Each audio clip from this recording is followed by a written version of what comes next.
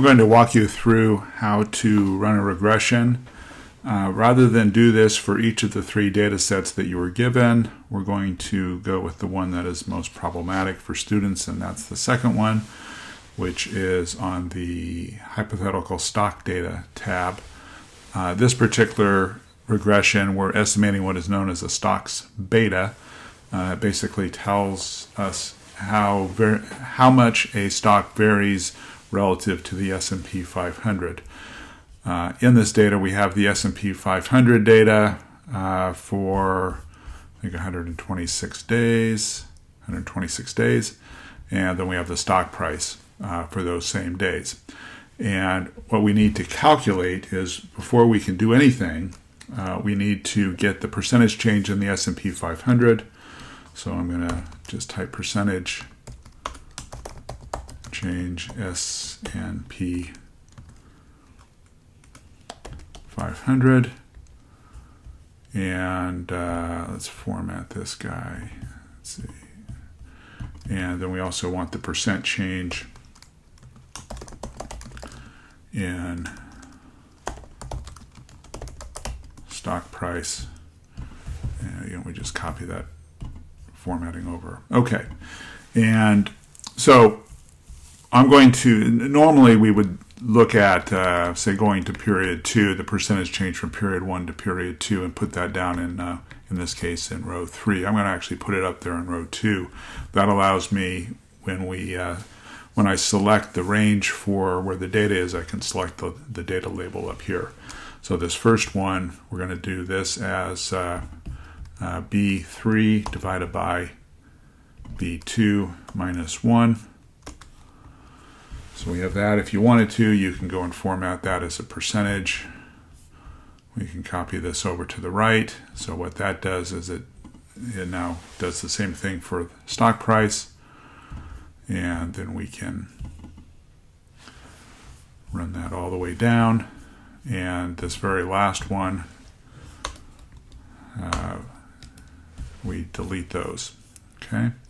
So if we look at this, if we just did a quick look at what this looks like, if we went to a scatter plot, something like that, you can see there's a positive correlation. When the S&P 500 goes up, our stock price goes up, as opposed to, say, a negative correlation where the slope would be downward. Okay, so we have that, and now to run a regression, we go to data. This is on the lower menu, so data and data analysis. And if you don't have data analysis showing up here, remember you can go to Tools, Excel Add-ins, and check the box for Analysis Tool Pack, and then click OK, and that'll then give you that data analysis tool pack. So we go to data, data analysis, and regression, and click OK. And usually this will show up, if this is the first time you're doing this, this will show up as blank. I've done something recently, so it remembers what I did last and tries to use that range. I don't want to use that range. So for this, our Y variable, let's see, go to the instructions here. Percentage change in the S&P 500 is the X variable. The Y variable is percentage change in the stock price. So we want column E here, and just select that going down. So we have E1 through E126. Press enter. X range, that is the percentage change in the S&P 500. And importantly, we've selected the labels, so be sure to check the box that says labels. Okay, we don't want to run this line through 0, so leave constant as 0 unchecked. Confidence level, I never check that. You can check that and give it a confidence level, and you'll see it affects some of the output, but nothing that we're looking at. And then output range, you can put it on this this sheet. I'm just going to set it up over there, H2. You can put it somewhere else. You just want to put it someplace where it's not going to overwrite some of your other data. You can also put it on a new worksheet ply or have it kicked over to a new workbook. Down here, residuals. I usually check the box for residuals just because of what I typically do. You don't need to have that checked. And then if you press OK and wait a couple seconds, you'll get this. Okay, so what we have here, let's first of all start down here at the bottom. So we've estimated an equation where the percentage change in the stock price is equal to 0.0012396 plus 0.62124 times the percentage change in the S&P 500. And this value right here is the stock's beta. So when it's asking for what is the stock's beta, that's it right there. Okay. Now these other values that we have here, so there's a standard error. This has to do with the estimate, basically the standard error attached to the estimate on this coefficient. The t-statistic here, really large, and because that's very large, the p-value here is really, really low. This is 2.2 times 10 to the minus 64, okay? We aren't really concerned about the t-statistic or the p-value on the intercept. It's primarily on this line right here.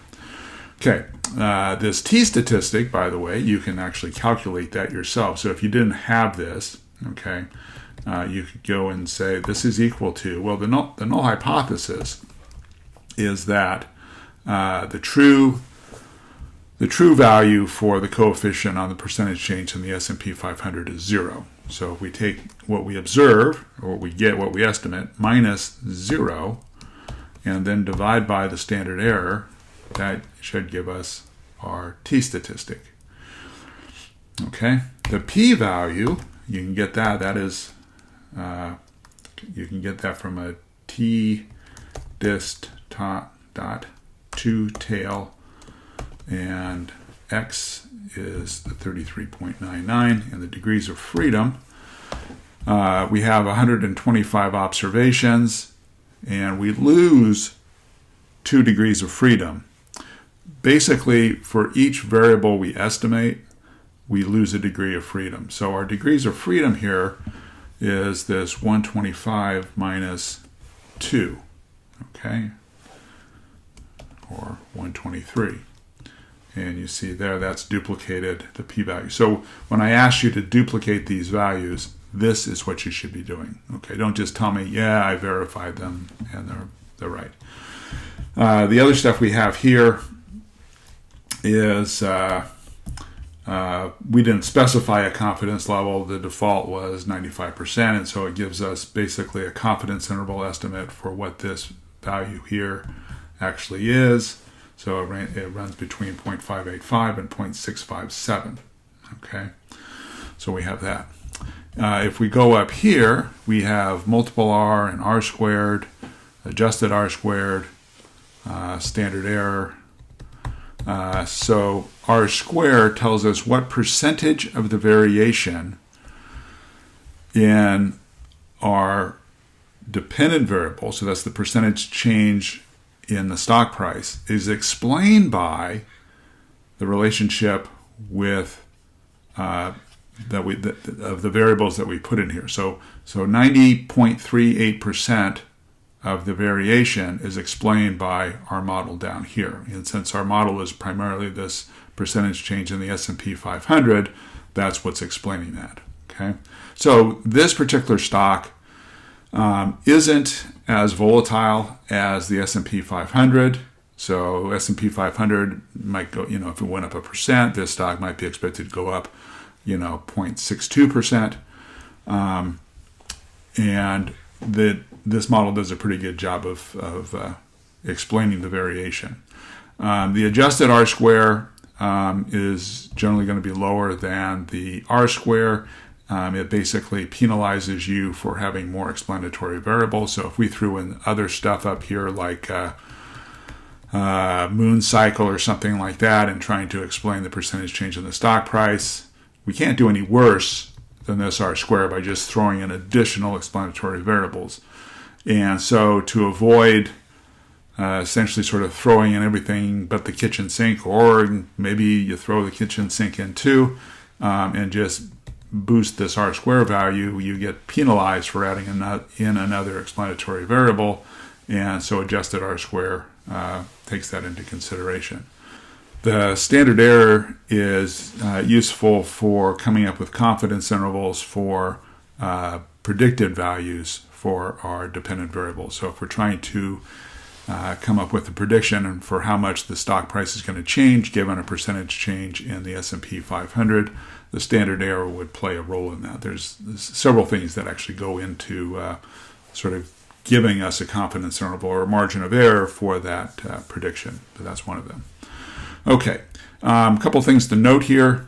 Notice here on our output that since we had selected our labels in our range when we originally selected where our data was, that percentage change in the S&P 500 shows up down here. If you're getting something different, so for example, if you decided, oh, I'm not going to actually select those labels and I'm going to start down here, but then you actually did check the box for labels, it's going to treat whatever you have in that first row of your range as the label. So if you see a number down here, you're missing a data point most likely. Okay, so it's often a good idea to check, make sure. Here we have 125 observations, and we have down here, we have 125 observations. So that's sort of a check there. Check that to make sure that you're doing that.